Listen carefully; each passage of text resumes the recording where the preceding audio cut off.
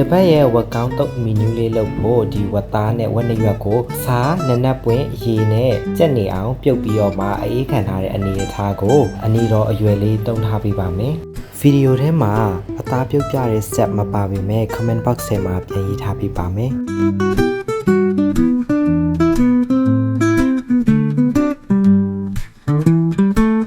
ပြီးရင်တော့ဝက်သားတုပ်ဖို့ပါဝင်ပစ္စည်းတွေကိုလီးထားပေးပါမယ်ပထမဆုံးအနေနဲ့ဂေါ်ဘီကိုအမြင်လေးတွေဖြစ်အောင်လီးထားပေးပါမယ်ဒီနေရာမှာချစ်လို့လည်းရတယ်လို့ဝမ်ကတော့ချစ်တဲ့အတန်မရှိလို့ဒါနဲ့ပဲပပလေးလီးထားပေးပါတယ်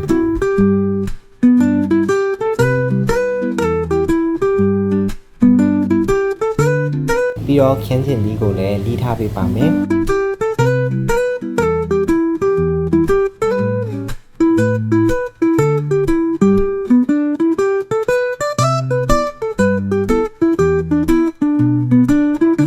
ချက်သွန်ဒီကိုလည်းပပလေးတွေလီးထားပေးပါမယ်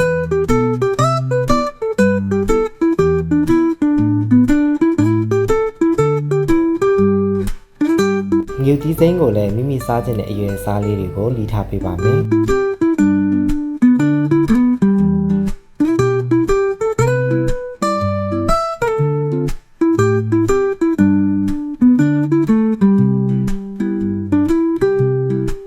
တမယာတီးကိုလည်းအနီတော်အစိတ်လေးစိတ်ထားပေးပါမယ်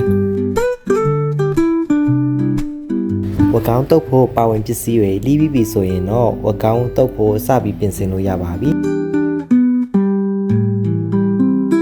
တီးထားတဲ့ဝက်သားတွေကိုဂေါ်ဘီထုတ်ခင်းကျင်တီးငြုတ်တီးစိမ်းကြက်သွန်တွေကိုထည့်ပါမယ်ထည့်ပြီးရင်တော့ပဲငံပြားရည်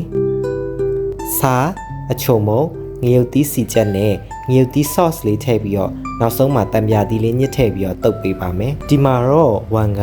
camera angle အယူအဆနည်းနည်းလေးလွဲသွားတာကြောင့်မလို့စားနဲ့အချုံမုံထည့်တာကတော့မပါတော့ဘူးပေါ့နော်